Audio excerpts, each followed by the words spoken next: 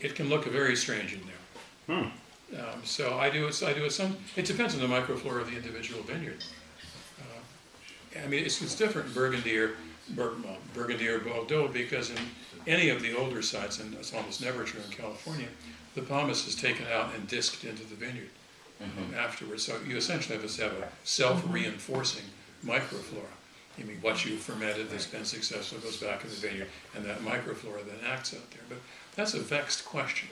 I mean, scientifically, it's very difficult because almost everybody agrees, and I'm not pronouncing it myself, that Saccharomyces just isn't one of the yeasts that you're likely to find on grapes. Plenty of yeast, but not Saccharomyces. Right. What you tend to find is a yeast called, in large quantities, a yeast called Thackrey. And Thackrey will ferment grapes, there's no question of it, but it also contributes an enormous amount of volatile acidity. Pretty gnarly, yeah. It's gnarly. It's really not cool. And for example, from the Orion vineyard, I found a lot of that. So I started off fermenting with selected yeast, and I stopped doing that, fermenting only with indigenous yeast. And recently, I've been more interested in doing it with selected yeast. It just adds a different quality to it. So you whip up a cocktail, or you can do it. Well, you can do that. You can do that. I just find that certain yeasts that I've used are particularly suited for certain fermentations. They really do they do make a huge difference, and there's a great difference between them. And you think the yeast are coming in on the grapes for the most part, as opposed to living in the well, you see, facility that you're making? Well, that's of course the big dispute at this point. What everybody's thought is you're using the indigenous yeast that grow in the vineyard, and what most researchers have found is that's completely untrue. There's no yeast. This is not true. At the same time, from our point of view, I mean, most things that we use are steam sterilized between using them. And, you know, I mean, the idea that in, say, 8 tons of grapes, what's going to affect it the most is whatever's left after steam sterilization of a small crusher destemmer. You know, this just doesn't make much sense to me. So that's just up in the air as far as I'm concerned. Yeah. I have no idea. But everybody, all the scientists are quite adamant about it. They've taken all these, you know, hundreds of tests, you know, and the one yeast they rarely find in the vineyard is Saccharomyces.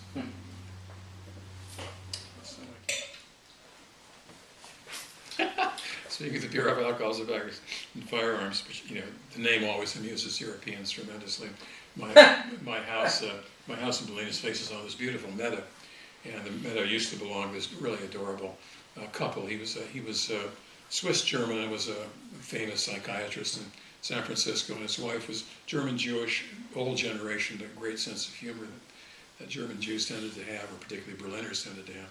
And anyway, we were great pals, and she came by on her horse one day, and I had just finished getting my basic permit, and I had no idea what I was getting into. You know, this when I did this. I mean, inspected by this, and you got to have that FBI fingerprints. And you got to. I mean, I had no idea. I thought you just said, "Hey, I want to make some wine," and say, "Fine."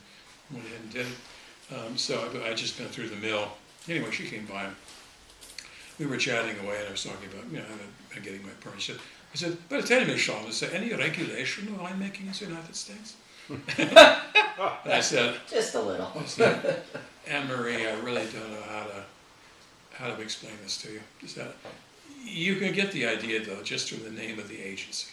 It's the Bureau of Alcohol, Tobacco, and Firearms." She kind of looked at me through this bemused look for a second. They said, "What? Nothing about sex?" What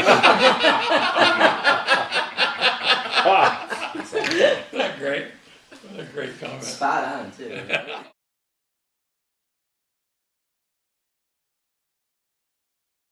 The Cabernet issue. And they'll go around and talk to all these guys that make cabs and Napa or whatever. And they'll say, "Oh yeah, we harvest the 23.4 bricks, and you know, we like a TA of around this. Then we crush them to destem, we put this in a fermenter, we pump over 3 times a day, we get this kind of yeast, and you know, we let it in there, we let the cap temperature gets up to 87.4 you know, Fahrenheit, and then we like to pump over that for 2 or 3 days, and then we press it after 17 days on the skins, we put it into this kind of oven." You think, did anybody ever taste this, or was it going to mess up the software? Yeah. You know, it's crazy. It's like you're getting the same, you want a standardized product. And unfortunately, that's true of a lot of the wine world. You want Chateau Margaux to be Chateau Margaux. I mean, I can imagine a lot of Bordeaux people saying, that's the greatest wine I ever drank, but I had to mark it down because it didn't taste the way a Saint-Julien should taste, So, I mean, to me, it's the exact opposite. I just try to see whatever the fruit is and then do whatever I can think of to do to make the best possible wine out of that. And if it's the Orion, it resembles the past Orion. It's because I have a certain kind of taste of my own for things that I like and things that I don't like. So since it's the same person doing the work, it's necessarily going to have a relation. Yeah. But I mean, it's certainly not because I'm trying to imitate what I did last year. Right. Or have a uniform set of Orions that are always going to be the same and taste the same. I mean, just the wine. I'd rather they did. Yeah. And I'm sure we could have the same tasting 5 years from now, and a quite different set of results. Absolutely. As far as what we loved or didn't, or thought this was a little off, this one was wonderful. Sure. You would have no idea. Yeah. And that's what's fun about it. Oh yeah, It absolutely. drives you crazy, but it's fun. Well, it's like kids. Who's going to show up today?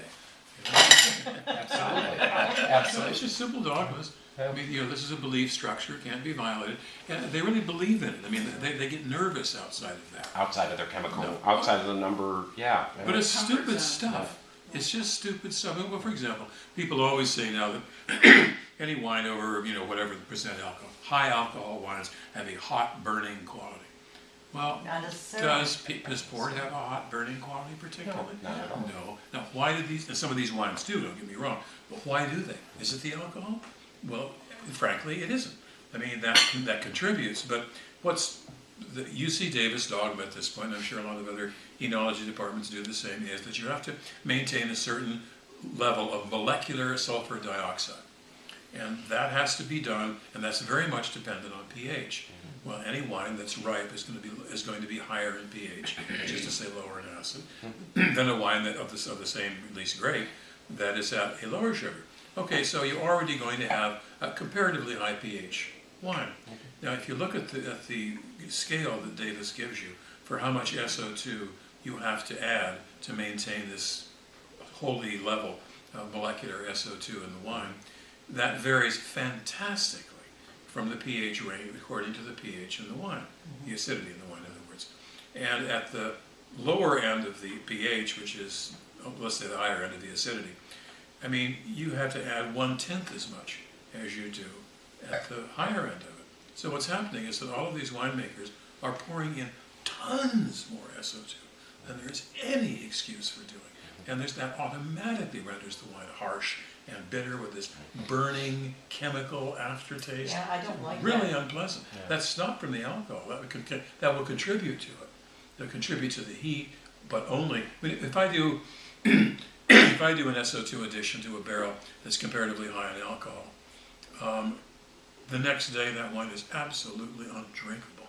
It is horrible. We use very little SO2. I mean, really. Heartbreaking too. But it's just horrible. But the point is, though, 2 weeks later, it's perfectly good again because that's been absorbed and it's back down at some reasonable level. And the fact is, you don't need anything like that much SO2 for any rational reason for a wine that's higher in alcohol, since the fact that it's higher in alcohol already inhibits bacterial growth or any of the reasons you'd be adding the SO2. So I mean, you just wonder, why doesn't anybody look at any of this stuff or taste it? I mean, It's an in other words, the understanding. major reason, in my opinion, why high alcohol wines very often are unbalanced and harsh and raw on the finish has more to do with this stupid idea of how much SO2 they need than it has to do with alcohol to begin with.